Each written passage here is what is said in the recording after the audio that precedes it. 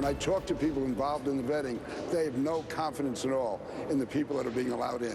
There's no way, when people talk about thorough vetting, there is no vetting as a practical matter. That is the reality. Well, and the president hold on a second. There is vetting. There are face-to-face interviews, there's health screenings. Often it takes 2 years for a family to get here. Mika, you are entirely wrong.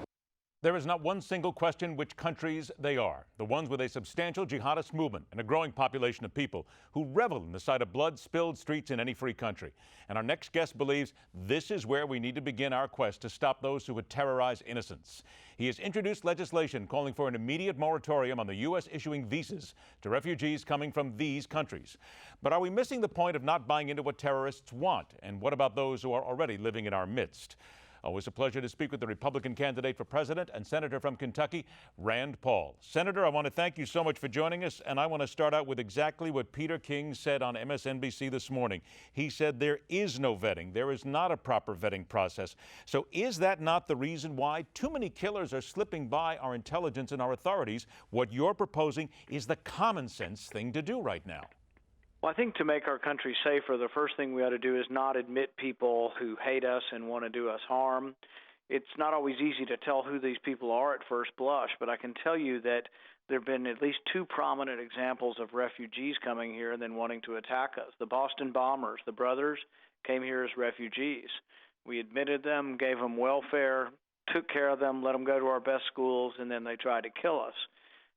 So we obviously made a mistake there. In my town, Bowling Green, Kentucky, we allowed a bunch of Iraqi refugees, and 2 of them decided they would buy Stinger missiles. Fortunately, it was from an undercover FBI agent. We caught them, but it turns out once we caught them, we found out that their fingerprints were on a bomb fragment from Iraq, and they were in our database, but we hadn't searched the database. So if we have a vetting process, it's not a very good one, because we let a known bomber on the watch list in as a refugee. The problem is we are not doing a very good job we have 11 million people in our country illegally.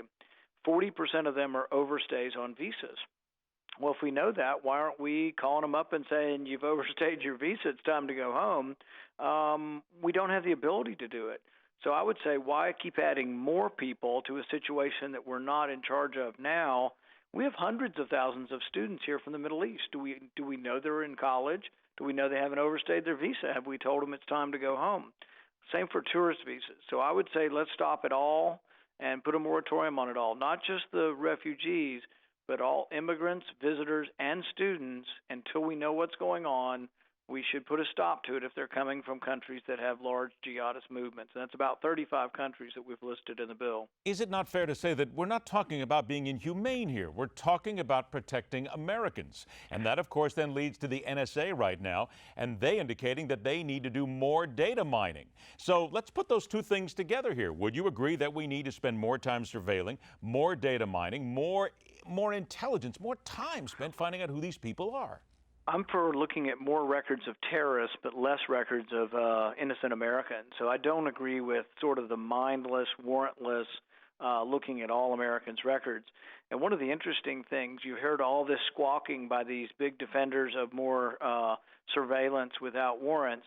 We have that right now. Even though we voted to reform the program about 5 months ago, the program did not expire. It still goes on. So during the Charlie Hebdo shootings, during the recent shootings in Paris and bombings, they had the data thing. In fact, France has our data program on steroids. They don't do any warrants over there. They collect every bit of information they can scrape out of the internet, and without any concern for privacy, and this still occurs. So really, I think that sometimes we get overwhelmed by data, and we need to have a more targeted look at information based on suspicion. And then I don't care how deep you go into the weeds. If you've got suspicion, I don't care if you go 5 hops, 10 hops, 20 hops into the data, but just have suspicion and have a pointed, targeted warrant is what I ask for, so we don't look at all Americans' information. Senator, I have about 40 seconds left. The United States, according to France and according to some, has a legal obligation to help France against ISIS under Article 5 of the 1949 NATO treaty. Do you agree? And should we then invoke that treaty and help the French at any cost? The NATO treaty says that we will assist our allies when asked, but it also says that we will assist them consistent with our Constitution. Our Constitution's pretty clear that Congress has to initiate war. I've been pushing to have this debate for over 2 years now. I'm the only one that's ever forced a vote on this issue, and continue to argue that Congress has to have the authority. Congress has to give the authority that we should not go to war. So no, the NATO treaty doesn't take us to war. The NATO treaty has to be consistent with our Constitution, which means that Congress has to declare war. 10 seconds. More troops in Syria, yes or no? We have to have Arab boots on the ground. The ultimate victory has to come from Muslims, defeating Muslims. We can help. Our air power is important, and I think we should do everything we can to amplify and arm the Kurds, but I don't see American boots on the ground. We will stay in touch and watch this legislation. It is important for the future of this country. Senator Rand Paul, once again, thank you so much for joining us. We appreciate your time. Stay with us. The fastest 60 minutes of news, The Hard Line, continues.